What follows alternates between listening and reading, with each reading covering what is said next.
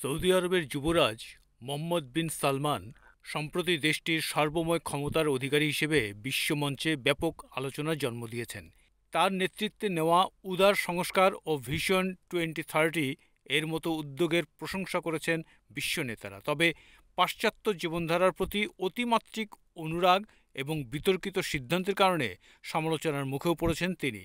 Saudi আরবের যুবরাজ একদিকে আধুনিকায়নের রূপকার হিসেবে প্রশংসিত হলেও অন্যদিকে তার প্রশাসনের নীতির বিরুদ্ধে দেশের তরুণ সমাজের এক অংশ তীব্র প্রতিবাদ জানাচ্ছে। সম্প্রতি যুক্তরাষ্ট্রের সাথে সৌদি আরবের ইতিহাসের সবচেয়ে বড় অস্ত্র বিক্রি চুক্তির মধ্য দিয়ে আন্তর্জাতিক সম্পর্ক দৃঢ় করলেও নিজ দেশে সমালোচনার মধ্যে পড়েছেন সৌদি যুবরাজ। এছাড়াও সৌদি প্রশাসন আগামী বছর থেকে 600 নির্ধারিত স্থানে মদ বিক্রির অনুমোদন দেওয়ার ঘোষণাও দিয়েছে, যা বিতর্কের জন্ম দিয়েছে। গাজার উপর ইসরায়েলি আগ্রাসনের বিরুদ্ধে কার্যকরী কোনো অবস্থান না নেওয়ার কারণে সমালোচিত হয়েছেন সৌদি আরবের যুবরাজের প্রশাসন। এমনকি ফিলিস্তিনের প্রতি সংহতি প্রকাশের রাজনৈতিক স্লোগানও নিষিদ্ধ করায় যুবরাজের বিরুদ্ধে ক্ষোভ তৈরি হয়েছে।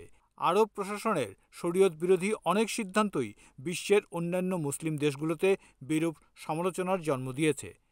প্রথমবারের মতো সৌদি আরবের যুবরাজের বিরুদ্ধে টিকটকে শুরু হয়েছে মাস্ক উইথ মুভমেন্ট। আন্দোলনকারীরা মুখ ঢেকে, কণ্ঠ পরিবর্তন করে এবং পরিচয় গোপন রেখে এমবিএসের শাসন ব্যবস্থার কঠোর সমালোচনা করছেন।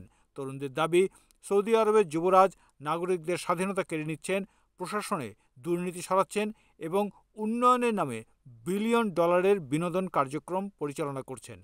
তারা বিশেষ করে সাম্প্রতিক কনসার্ট, নাচ গান এবং বিনোদনমূলক ইভেন্টের বিরুদ্ধে ক্ষোভ প্রকাশ করেছেন, যা তাদের মতে ইসলামী মূল্যবোধের পরিপন্থী।